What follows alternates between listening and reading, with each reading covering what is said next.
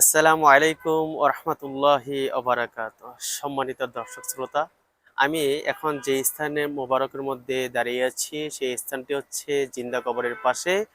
এখানে উল্লেখ আছে যে দায়াতুল কালবি উনি ইসলাম গ্রহণের পূর্বে ওনার কন্যা সন্তান জামিলাকে এখানে দাফন করেছিল জিন্দা। আহ, এবং রাসূল আকরাম সাল্লাল্লাহু আলাইহি সাল্লামের কাছে গিয়ে উনি বলল যে ইয়া রাসূলুল্লাহ, আমি তো আমার ইসলাম গ্রহণের পূর্বে আমার কন্যা সন্তানকে এখানে দাফন করেছি। তবে এটা নিয়ে মতানৈক্য রয়েছে। তবে কায়েস ইবনে কাইসুল উনি হযরত ওমর ফারুক রাদিয়াল্লাহু তাআলা আনহু বলেছে যে এমন এক ব্যক্তি আমি শুনেছি এবং দেখেছি যে উনি এখানে জিন্দা কবর দিয়েছে। কায়েস ইবনে আসিম রাদিয়াল্লাহু তাআলা আনহু রাসূল সাল্লাল্লাহু আলাইহি সাল্লাম কাছে গিয়ে বলল যে ইয়া রাসূলুল্লাহ সাল্লাল্লাহু আলাইহি সাল্লাম, আমি আমার হাতে ৮ জনের কন্যাকে জিন্দা কবর দিয়েছিলাম, এখন আমার কি করণীয়?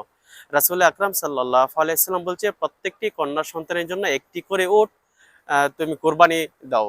তখন কায়েস বিন আসিম উনি একটি করে কোরবানি উট দিয়েছিলেন। তবে আরেকটি বিষয় হচ্ছে আহ, এখানে অনেকে বলে যে হযরত সুমাইয়া রাদিয়াল্লাহু তাআলা আনহার মাকবারা এখানে এই জিন্দা কবরে আছে। কিন্তু সুমাইয়া রাদিয়াল্লাহু তাআলা আনহা কি কষ্ট করে আবু জাহেল মেরেছেন, ওনার লজ্জাস্থানে বরম দিয়ে আঘাত করে ওনাকে শহীদ করেছেন। উনি ছিলেন ১৭তম ব্যক্তি ইসলাম গ্রহণের সময়, যখন ইসলাম গ্রহণ করেছিলেন উনি ছিলেন ১৭তম ব্যক্তি।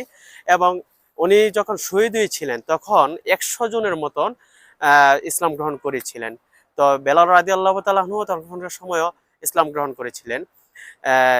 সুমাইয়া রাদিয়াল্লাহু তাআলা আনহা যখন শহীদ হয়েছেন, পাশাপাশি ওনার স্বামীকেও শহীদ করেছেন তীর দ্বারা আঘাত করে। এবং ওনার ছেলে হযরত আম্মার রাদিয়াল্লাহু তাআলা আনহুকে রাসূল আকরাম সাল্লাল্লাহু আলাইহি সাল্লাম বদরের যুদ্ধ সময় বলেছিল যে হে আম্মার, দেখছো তোমার পিতা এবং তোমার মাতার শহীদের বদলা নেওয়া হয়েছে সেই বদরে আবু জাহেলের মাধ্যমে হত্যা করে।